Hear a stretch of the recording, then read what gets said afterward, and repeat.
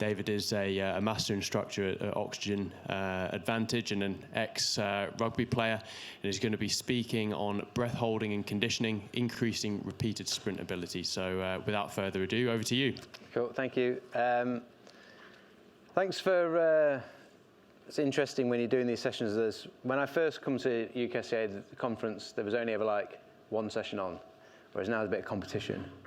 And breath holding is a relatively, might seem a bit random for some people, or you're not the super skeptical people because you've decided to come here. And I was in competition with, someone's doing wrestling for fitness. And I was like, I'd quite like to do that. And then it's like wrestling, breath holding, then going, actually, I'd love to put those two things together. Maybe I should do something with the guy that's doing that. But as a little example, last night I was back at my old rugby club. So I played at Nottingham Rugby, and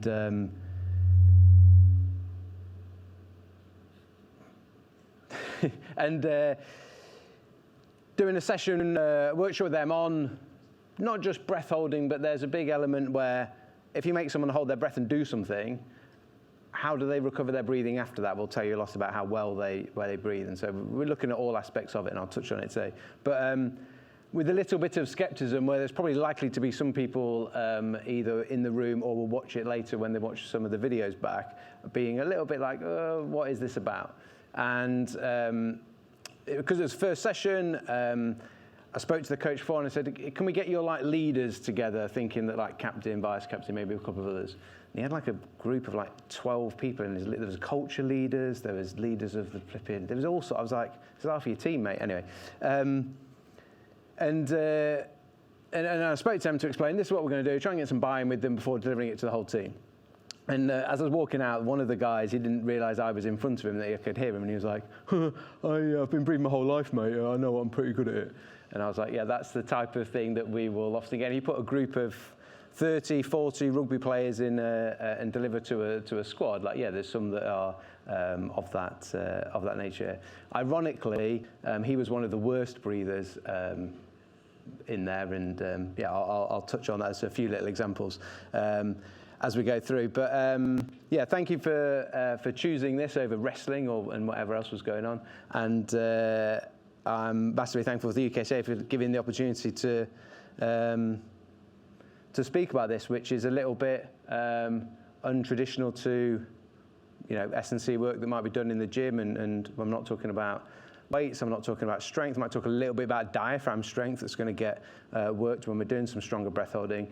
But it's a little bit outside the box, and but it's something that I've been doing now for the last few years with a lot of rugby players. Primarily, that's my background in terms of rugby. Guys like Tom Pearson there got his first England cap the other weekend against Wales. I work with a couple of teams, one in the Premiership, and then a lot of players, I say, one-on-one, where they're now in pre-season getting ready for the new Premiership season, or a few of the international players that are gearing to get ready for the World Cup. And yeah, we're getting some tangible changes to the way they feel, the way they perform, the way that they recover from working on this stuff. So yeah, I'm excited to share that with you. And one of the things that I hope is that with this stuff on breath holding for you, that it's very simple, but can give us a quite potent stimulus to help improve anaerobic conditioning. We'll look at the sort of that science behind why that may be the case, and why we want to explore it. But we'll also look at, I can't talk to you about breath holding without talking about, okay, when they finish that breath hold, when they're blowing, it's a great opportunity for us to look at mechanically how are they breathing, as well as helping them with the efficiency of how they're going to recover their breathing, as well as then getting some buy-in and teaching them and helping them with how they use their breathing to improve nervous system recovery, sort of post-training. So we're going to, if we can, go for full scope with it. Now, I'll get into it. It's not rocket science. And other things that it's not Wim Hof breathing, if anyone's come across Wim Hof, yeah? Not saying that I don't like Wim Hof, I think he's a ledge, but this is not what we're talking about. It's not yoga, that's the other thing. People say, I think it just because we're talking about breathing, it's something to do with yoga. Like I'm an S&C coach, I've never done yoga, I'm an ex-rugby player. Interestingly, one thing my dad, who sadly isn't with us anymore, used to like saying about rocket science. He was like, rocket science isn't that difficult. Rocket science isn't that complicated. You just get a lot of fuel, you set it on fire, you make sure it's pointing down, as in the fuel, so the thing goes up. And it's a little bit similar with breath holding. We're essentially going to get them to exhale, and we'll explain why I want to do it on empty lungs, but exhale, hold their breath, and then go and do the thing you want them to get better at doing physically on the field. That makes it very easy to do very sport-specific and on the field as well. Okay? Very, very quickly then on me of how I got to this place, just to give you a little bit of context I think is helpful. So that was me back when I played rugby, probably mouth breathing there. But I thought about breathing zip. Not at all had I thought about my breathing, other than even when you're absolutely blowing out of your arse in a fitness session or whatever, like, I would love to have been able to recover my breathing better, but I didn't consider it as a thing. We didn't get taught anything. One year it was don't put your hands on your thighs. Next year it was like don't put your hands on your head. And basically, you know, the type of thing that we'd come across before. But the interesting thing with breathing is, or with body language, when we're talking about it from that sort of context, is it doesn't matter where someone puts their hands or their whether it's on their hands, on their head or on their knees. What we're reading when we're reading people, and this becomes important with contact sports like rugby, in terms of their readiness in a game to do something or in training, but particularly when we talk about opposition and body language, you're reading their breathing. If they're gasping for air, you know that they're not ready. If that's my opposition, I'm thinking, okay, I'm going to smash him now. But me being able to help players regulate their breathing, so one, they look better, and two, feel more ready to go through, is what's important. My early S&C career was in Paralympic sport. I worked with the British swim team before the Rio 2016 games, and even in swimming, which is interesting, has a definite breathing element where you're not allowed to just breathe whenever you want, you have to breathe in a rhythm. I still had no interest or understanding or bothered about breathing. I remember screening one year with the S&C was screening with the physio, and the physio was doing a little bit of, he was measuring when they took their biggest inhalation, he was measuring the difference between how much they were expanded around their sort of thoracic area compared to around their abdomen. And he, granted, was a little bit sure. He was like, I'm not entirely sure what's going on here, but I'm noticing there's some differences between them. And he had a few of them doing some like breathing exercises to help them expand their posterior ribs a little bit more, because they were getting very tight into extension, depending on the stroke positions they were doing. But again, I was like, no, I'm S&C and I'm not really bothered about breathing. It still wasn't on the map for me. When it came on the map for me was, I'd had a brain injury or a series of concussions throughout my career, but it was a brain injury and a seizure and a bleed on the brain that finished my rugby career in 2013. And it wasn't immediate that I found any of this stuff out, but later down the line, I'd come across some research linking brain injuries and concussions with affecting the respiratory center, which is in the brainstem. And those respiratory centers getting altered, becoming more sensitive to carbon dioxide, affecting mechanics of breathing and affecting respiratory rate, all negatively. And for me, it was a case of like, just quite a personal thing of like, okay, I need to look at this for my own brain health. That's where it started for me. But then I started to come across, you know, what else does breathing, you start going down that avenue, like what else can it do? And when you come across some research around breath holding, improving repeat sprintability by a factor of potentially 10 in a 4-week trial that we'll have a little look at, it was like, this is something that's worth exploring. It was like a significant change, not just a small change, a significant change. So I started going down that avenue, came across, has anyone read the book, The Oxygen Advantage? Come across any of that? No? One? I thought there might be more than one. Okay, book worth reading.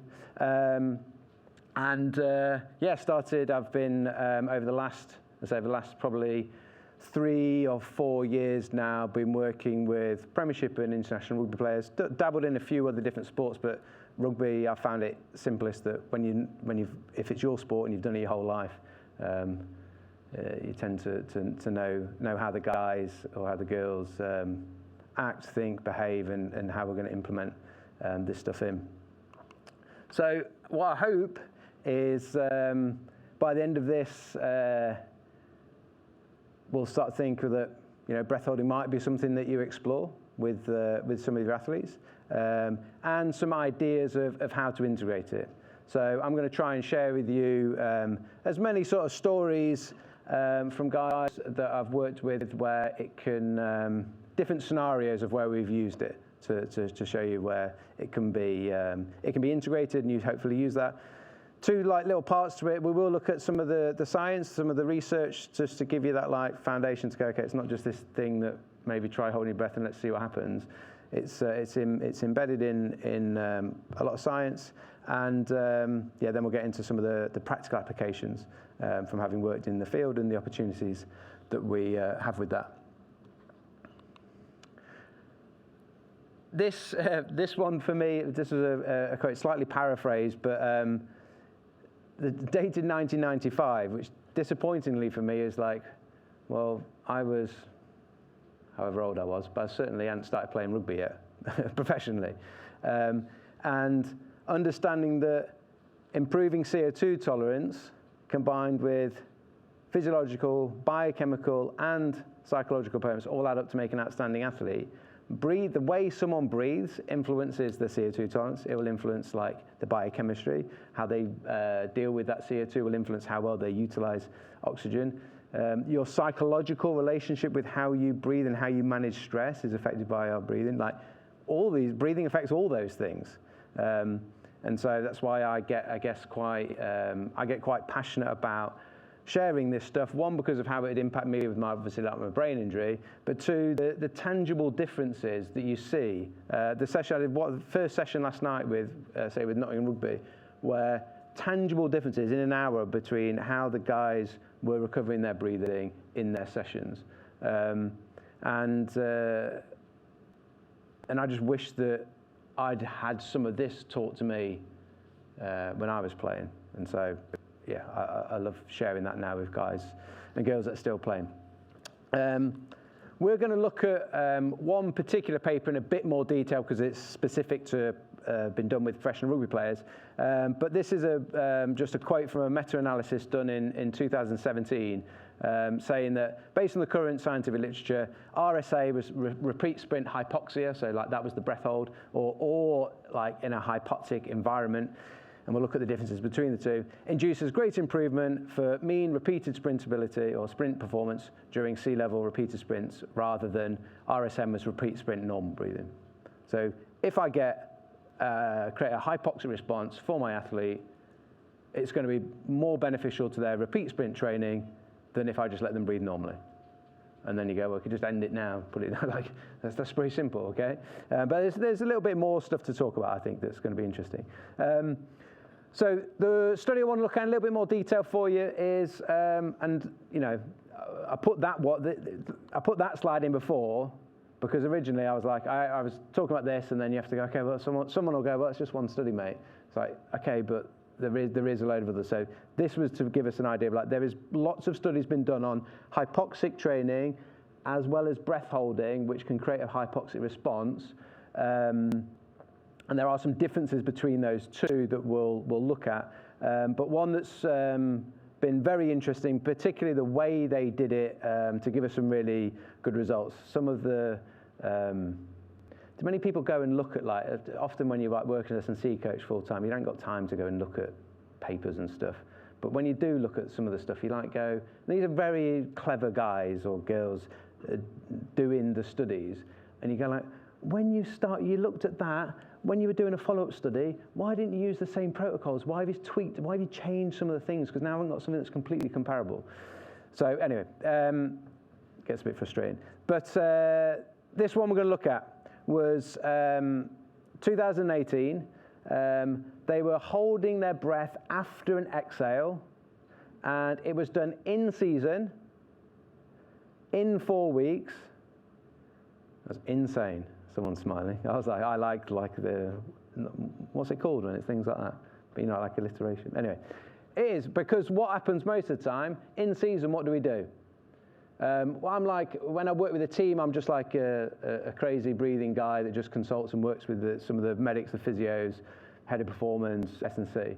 And typically, we don't do fitness during the season. We get all of our fitness done through the work we do on the field. Fine, great. But here's a study where they did 2 sessions a week for 4 weeks and got a 10x improvement in their repeat sprint ability compared to when the group that were not breathing. So just some a tiny bit of detail so we know what we're talking about. It was professional rugby players in Ireland. They did 40-meter sprints, and there are 2 groups. Either breathe normally, lads, just over you would, and then the other group, you're going to exhale and hold your breath. The sprint lasts for about 6 seconds, depending on how fast they're going. Yeah, but something like that. They were going every 30 seconds. So if it took them 6 seconds, they had 24 seconds rest. Yeah. And they did a test at the beginning and a test at 4 weeks at the end of the trial. And the test was like the number of repetitions they could keep going at until they reached, so it was open loop, as they call it, as many reps as they could until their max speed ever dropped under 85%. And right at the beginning of the trial, they did like a max effort, so they knew what their max velocity was. That make sense? Yeah. 2 sessions a week for 4 weeks. And we had our control group, so they were allowed to breathe normally. SpO2 stands for blood oxygen saturation. Their average was 95.5. Normal levels, like normoxia, normal levels of oxygen in your blood, are 95 to 99. They barely drop out of normal ranges. Hypoxia is when you're drop below 91%. You don't get hypoxic even when you're blowing out of your arse, doing the hardest thing you've ever done fitness-wise, anaerobically. You're blowing, your brain's like, I'm gasping. What your body's trying to do is trying to get the CO2 out that's gone beyond what your body can handle. Okay, that's his first one. Now, the normal group, in season, they did 9.8 reps on day 1. 4 weeks later, they'd improved to 10.4. Like, they trained 2 sessions a week for 4 weeks, and they trained the thing. Yeah, they were doing repeat sprints every 30 seconds. They started with like 2 sets of 8, and they built up, I think, to 3 sets of 8 over the 4 weeks. A 6% improvement. Fine, we made a small improvement during the season. The other group were holding their breath. In the research, they will call it voluntary hypoventilation, so underbreathing at low lung volumes, basically meaning they hold their breath after they've exhaled. We want to do it on relatively empty lungs so that we get hypoxia quicker. Rather than if you do it on an inhalation, the oxygen that is then in your lungs from that breath is going to go into your blood, and then you're just going to get your hypoxic response much later. That make sense? Now their SpO2, so their blood oxygen saturation, average was 90.1, which is hypoxic, and a third of the time was deemed to be severe hypoxia at 88%. They went from 9.1 reps as their average on day 1, and they went up to 14.9, which was a 64% increase. And then you go, when you see those numbers, you go like, oh, this may be something to explore. Because we're not talking like twice as good, we're talking 10 times. Yeah, and okay, this is one study, but it's worth looking at. And then I've got some practical examples to back that up of why we get some real tangible changes. So, in hypoxic training, I've had it before speaking with other S&C coaches. It's like hypoxic training might have come from, I've heard about it like within swimming, or I'd forgotten that I'd done this. When I was playing, every now and again you do like random things for like some event or charity or something. I did something for Red Nose Day. There was me and a footballer at St James's Park in the chamber where they could make it hypoxic, and they made a cycle at the height of Mount Everest. And I was like I mean, I was probably cycling for about 8 seconds before I was absolutely dying. I don't know if anyone's ever done any work at like altitude, but trying to make it the equivalent of Everest was pretty hard. You felt the difference. Now, when we talk about hypoxic training, and particularly within the literature, it's being done like either with a mask where we're manipulating the amount of oxygen that's there, or in a chamber where we're manipulating it. Okay, and what they'll often do is 14.5% oxygen rather than being the 20.9, which is normal. That's been said to be equivalent to like about 3,000 meters of altitude training when we're getting below 90%. In our blood oxygen saturations, and we can see we can get that from the breath holding. The big thing two things that are a big difference from this. From a scientific perspective, the big thing that's different is CO2 levels within the body become relatively unchanged. Like normal levels, 40 milligrams of mercury pressure in terms of carbon dioxide in the blood. The other thing that's really different about breath holding compared to this is you don't need a fancy mask, you don't need a chamber, you can do it out on the field with the guys. And the results that we see, as you'd expect, the more sport-specific we can make it, the better the carryover. So being able to make it sport-specific is really makes, the breath holding allows us to do that rather than having to get guys in a chamber or in a lab where you're either on a treadmill or on a bike or something. It's quite a sterile environment, whereas we can make it very specific. So that then leads us on to like the big difference with the breath holding after an exhale, as opposed to like doing some hypoxic stuff. One, it's much easier for us to do practically, well, logistically. But two is, when you're holding the breath, not only do we get the hypoxia, and it's relatively easy to get guys under 90, or guys or girls under 91% in terms of their blood oxygen saturation, so we hit that marker, but CO2 levels rise quite dramatically. So carbon dioxide becomes hypercapnic, so high levels of carbon dioxide in blood. It can be up to 50 milligrams of mercury pressure, and this is part of the stimulus that is forcing the body to deal with the added acidity that increasing CO2 within the blood, within the tissues and the lungs creates. 65% of carbon dioxide gets carried in the blood as carbonic acid. You don't have to be good at chemistry to know that's an acid. Yeah. So we get a strong acidic response, acidosis, stronger than when you're letting someone breathe normally. And if you're letting them breathe normally, but in hypoxic conditions, you're only getting the hypoxia. You're not getting the hypercapnia. That make sense? Carbon dioxide is our stimulus to breathe. It's the main thing within your respiratory center and your brainstem that are monitoring levels of carbon dioxide because of the effect it has on the pH of the blood. Your body, your brain, wants to keep the pH of your blood within about 7.35 to 7.45, very fine margins. Our hypoxic training is getting us more adapted to dealing with less oxygen, but our hypoxic hypercapnic training is getting us to deal with the lower oxygen, but also helping us deal with the acidity created from the high CO2, which helps change the chemosensitivity of those receptors in the brainstem, helps us to deal with our breath control, and then what we're seeing in these results of what's happening on sort of like a tissue level. So this is my slide with the most amount of text, the rest don't. But what then those scientists saying is making the difference. Our take home already is that like if you're holding the breath rather than just doing hypoxic training, we're getting that hypercapnia. And what they've seen in this study, and then followed up with another one, that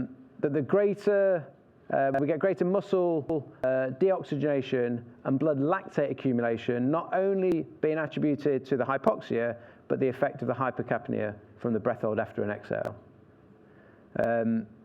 And that's what I was trying to explain there. Where then they have the fact that the low muscle oxygen leads to a greater anaerobic glycolysis and subsequent lactate and muscle acidosis. Additionally, we're getting some more acid being created by the hypercapnia, the greater levels of CO2 within the blood and within the tissues. And that's leading us to a greater portion of H+ ions, hydrogen ions, in the tissues. And what they will often describe as one of the key factors in determining someone's fatigue levels or ability to manage fatigue or ability to carry on doing those repeat sprints is the accumulation of hydrogen ions within the muscle tissue. And so what they've seen with the breath holding is that we're exposing the body to those two things: the lower oxygen, the higher CO2, that leads to a greater emphasis on that anaerobic glycolysis, which is giving a greater stimulus in terms of the buffering and tolerance of lactic acid, and the clearance potentially of it too, and the body's ability to start to regulate blood pH as being one of the key reasons that this is having an effect on people's repeat sprintability performance. Yeah.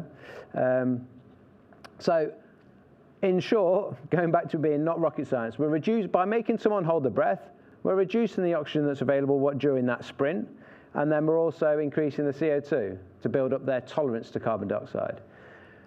We're essentially, via doing that, disrupting the acid-base balance, so we're creating more acidity. Those studies are showing that we've got the potential to increase lactate tolerance because of more exposure to it, just a greater stimulus, and the clearance of it, and better pH regulation in the muscle tissues. There was so that was 2018 in rugby. They did a follow-up one, not the whole guys, but Warons, the French scientist, was part of this, a follow-up study in 2020, where they measured a few other things around the potassium regulation and the oxygenation during recovery periods. And what they noticed was that they were getting a greater regulation of the potassium in the muscles, helping with that buffering. And during the recovery periods, even though they had a greater drop in oxygenation, in the recovery periods, the breath hold group were having improved reoxygenation of those muscle tissues, helping them to recover faster, recover quicker, and then carry on doing a greater number of sprints. That make sense? Yeah. That's my bottom thing. And easy to do. Exhale, hold your breath, do the thing you're planning to get them to do. Yeah. Now, for me, what's just opportunity? I was going to say baffling, but just opportunity. That 10x improvement they had in season in just 4 weeks was going, as you would do in a scientific study, just changing one thing. One group, breathe how you normally breathe. The other group, hold your breath. They didn't do anything about how do you recover your breathing once you've finished holding your breath. Work on some mechanics of their breathing. Work on how they can use breathing to regulate their nervous system, like post-training. Nothing else. And actually, they had all those improvements without any of that. What I want to also give you is a little bit of what else goes around that piece. Because I think for me, there's a massive opportunity to teach them something. They will,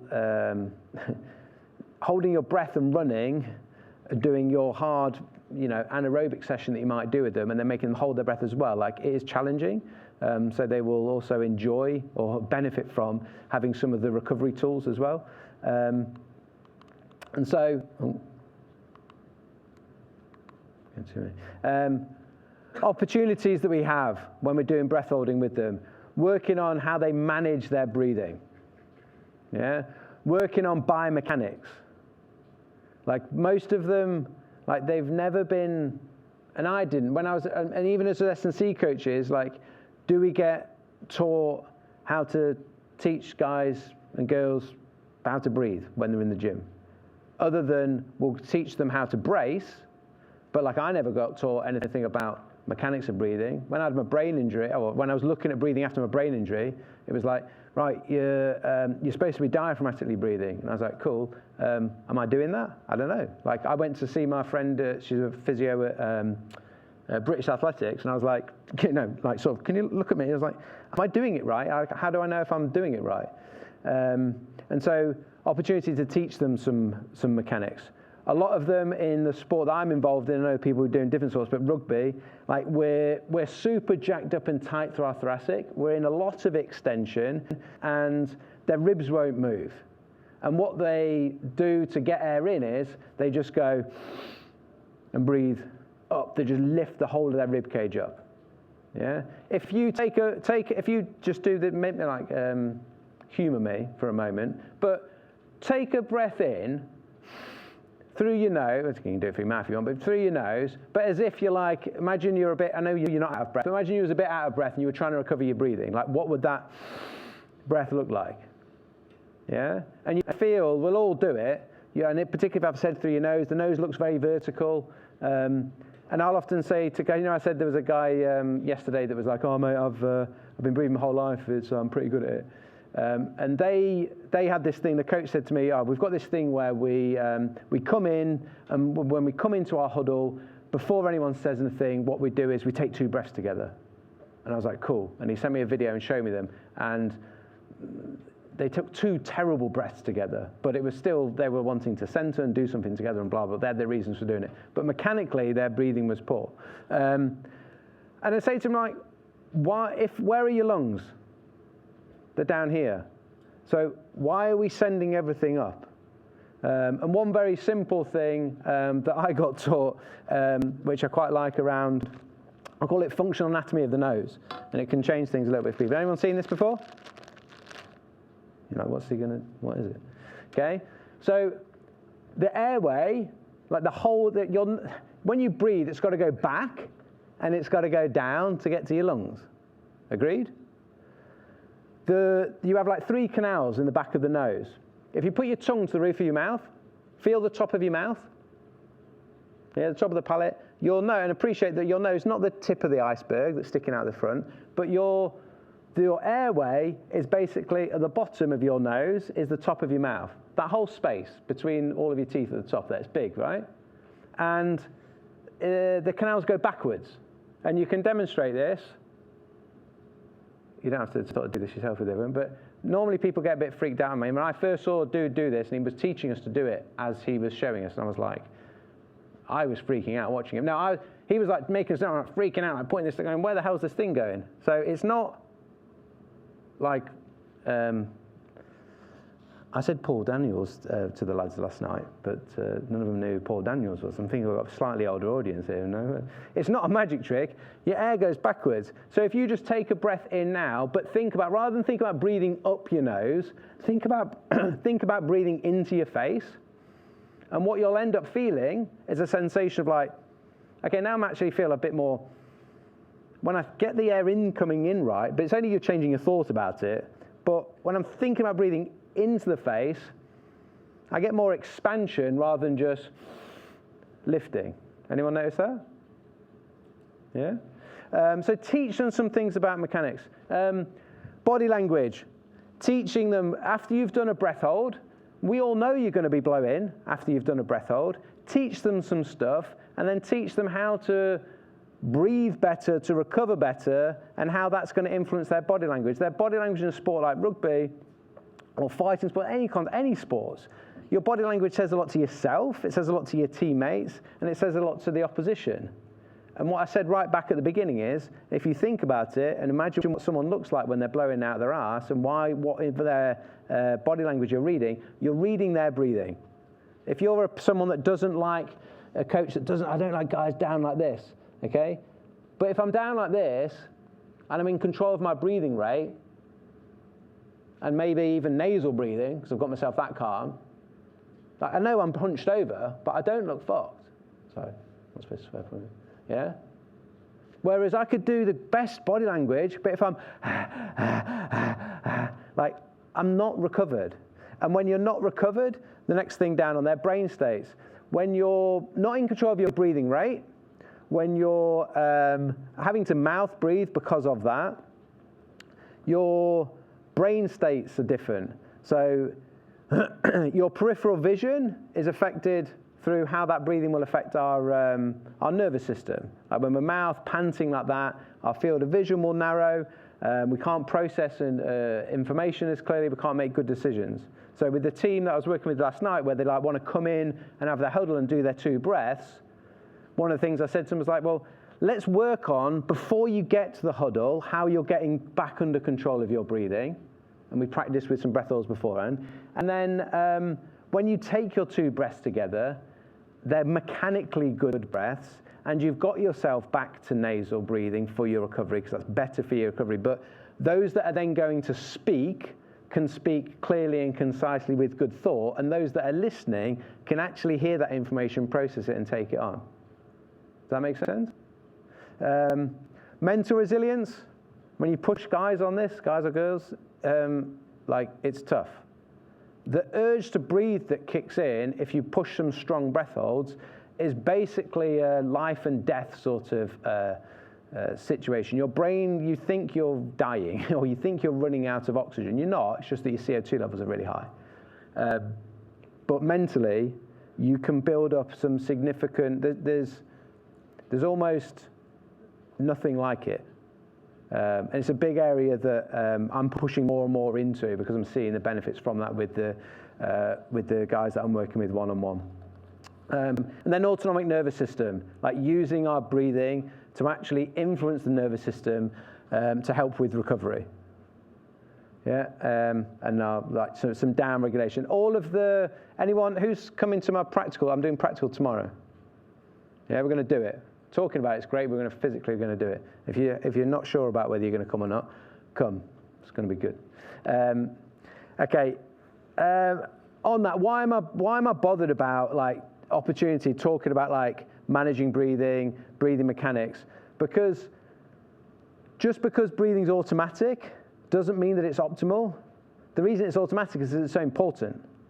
There was a study done, and this is a funny one though, because it was done in, there was like just shy of 2,000 people. Has anyone seen this when it came out? Maybe I saw it because I'm bothered about breathing. But it was 91% of the athletic population dysfunctional breathing in terms of their mechanics. You're like, well, that's high. Is it really that high? It was a Journal of Strength and Conditioning Research last year, but it was in Japan. I don't know if Japanese people are more prone to dysfunctional breathing, who knows. But what I do see is a lot of people are far from optimal with their breathing and will benefit from understanding how to mechanically breathe well and how their CO2 tolerance affects their basically urge to breathe and their ability to be able to control that. And this is what we're seeing. We're seeing tangible, people working, we're seeing tangible differences in the way that they feel, the way they recover, and then obviously things like their repeat sprintability.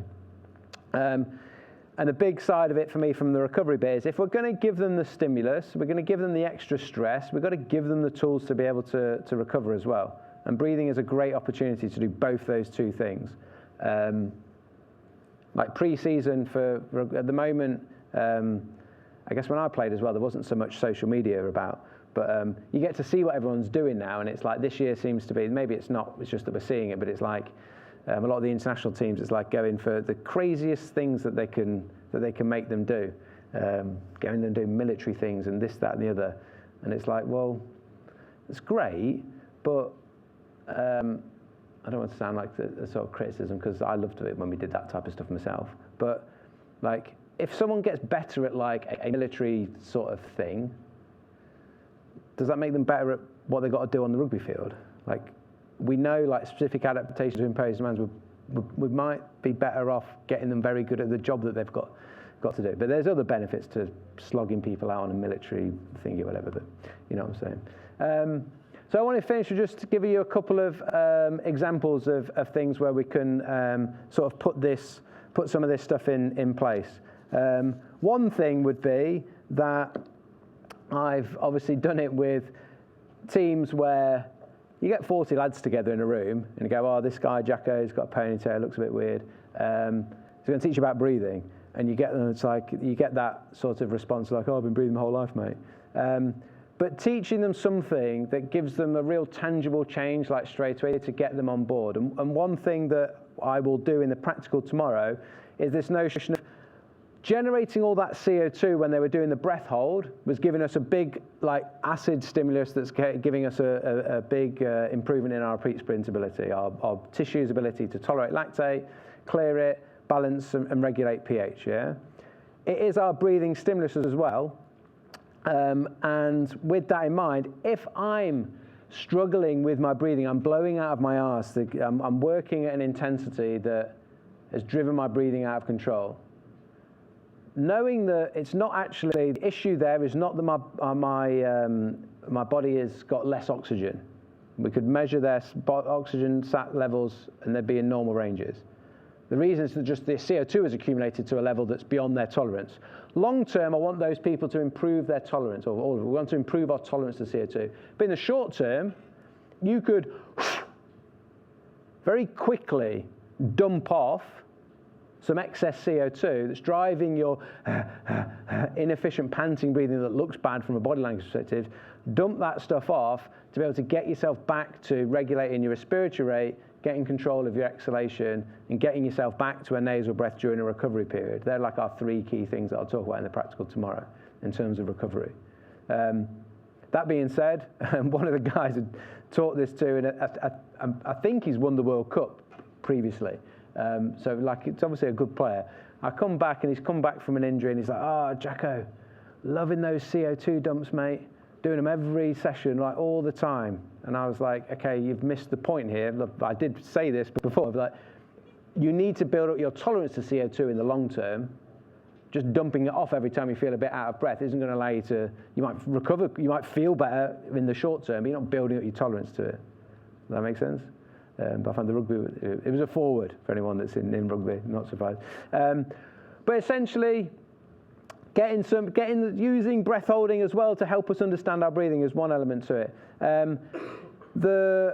We can do something as straight up, and I've done this as what they did in the study. A 40-meter sprint on a breath hold. It takes about 5 or 6 seconds, and then you've got your turnaround every 30 seconds. What I would often do though with people is that's quite intense. First off, we would have them practicing some breath holding in terms of just walking and jogging, simple, just get them used to what's going on there physically, psychologically. It's a bit weird to do the first few times you do it. And then when you're going to do one of those sessions, even though your protocol normally might be sort of a 6-second bout of work with 24 seconds rest, I might do 3 sets with them and just make it progressive. Set 1 might be, we go every 60 seconds rather than every 30. Set 2, we're going to go every 45 seconds. And set 3, we're going to actually come down to 30 seconds. Yeah, so you're giving them way more rest than you would normally do, but just to allow them to get used to this added new little stimulus. Yeah, that study had them getting a 10x improvement doing 2 sessions a week. But we might just start with 1 session. Yeah, it might be something you do in pre-season a little bit harder, but then in season, we literally just do one session. I've got a guy that I'm working with one-on-one. He's doing 1 session. And it might be, session could be 2 sets of 8. And he's going he's well adapted to it now. We've been working together for 2 years. He's going every 30 seconds. So 2 sets of 8, it's going to take 8 minutes. He's got 2 minutes recovery in between those 2 sets, 10 minutes of work. A bit of a warm-up, a bit of a cool-down, etc. But it's not a lot of work to have a very strong stimulus in terms of building up that anaerobic capacity. That make sense? One of the things that then we'd be big on is how we recover the breathing afterwards. And I'm going to do it with you in the practical tomorrow. But using the breath to actually influence the nervous system to downregulate, and noticing how much difference that makes, even though literally 5 minutes ago, your heart rate was thumping, you were blowing out of your arse, you was working quite hard to try and control your breathing mechanics from what I've taught you, etc. And you're like, this feels freaking horrendous, Jack. I feel like I'm going to piss my pants, and I've got jelly legs, and it's all going on. And then 5 minutes later, we've gone through the downregulation. It's like I don't feel like I've done a session. I feel almost brand new. A couple of other examples where it can be really useful. Coming back from injuries, or even potentially not working. If you're going to work on someone's repeat sprint ability, like anaerobic conditioning, if you're going to let them breathe normally, as we all traditionally do, you've got to be redlining to make some improvements, right? You can't just coast along at 85% and think you're going to get big improvements, right? You on board with that? Whereas our most likely time we're going to get potentially injured is when we're making guys redline all the time. Also agreed? Yeah? So I can make someone run at 85%, but hold their breath and get some anaerobic adaptation that makes them feel like they're redlining, but they're not in terms of their musculoskeletal potential injury. Does that make sense? And then, off feet. A lot of the time, some of these sessions can be like there was a study. I've got the research things at the end that you can see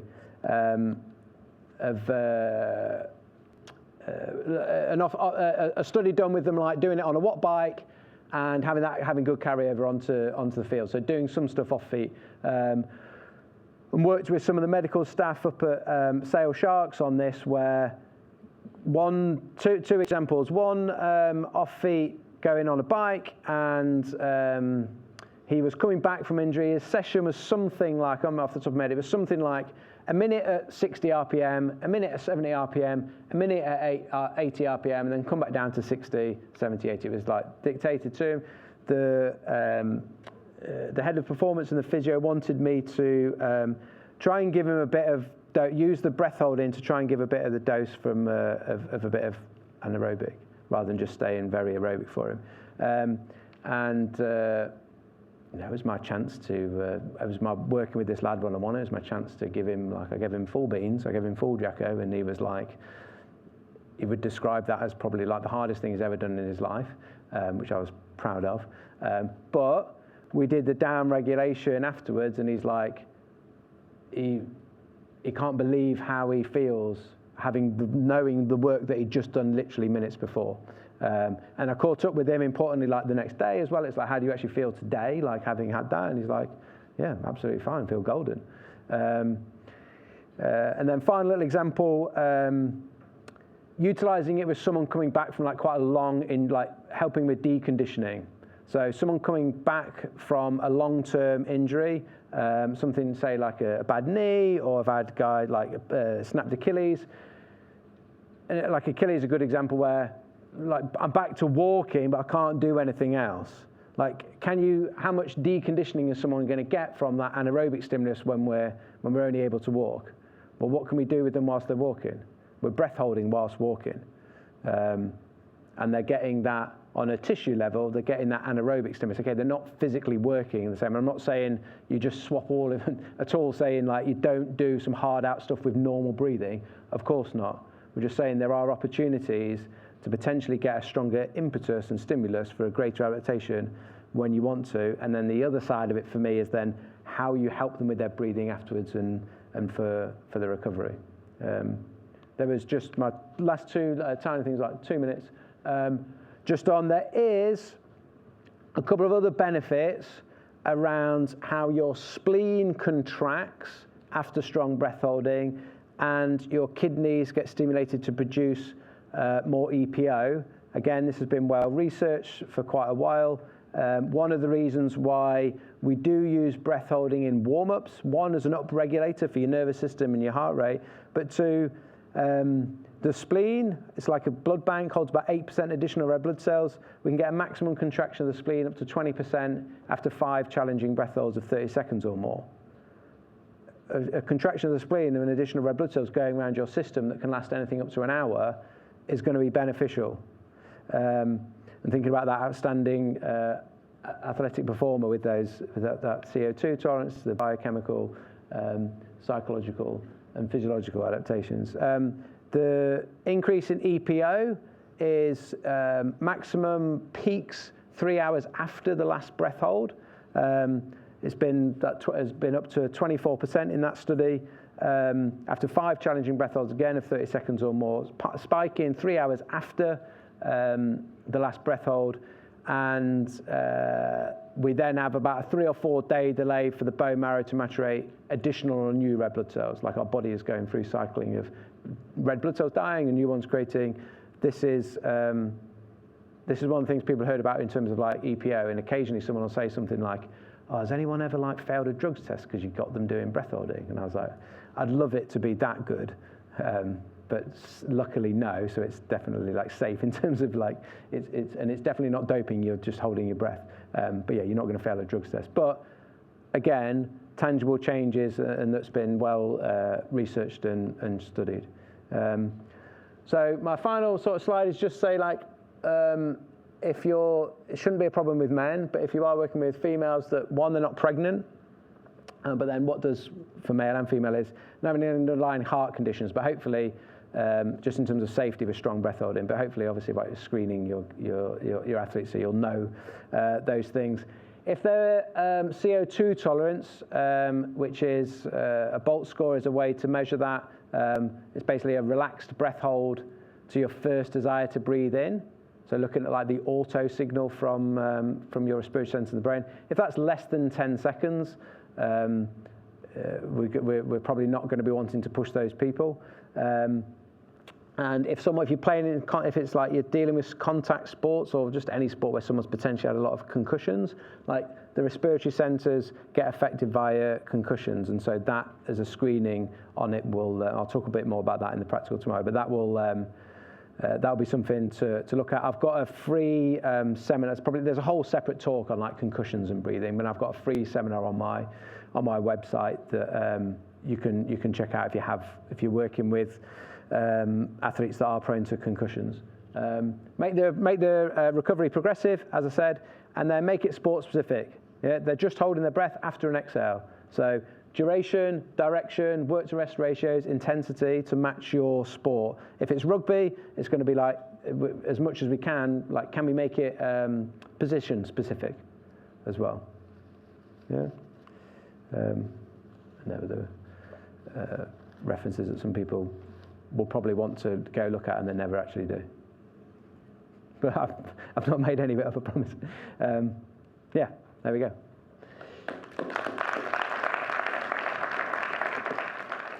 Any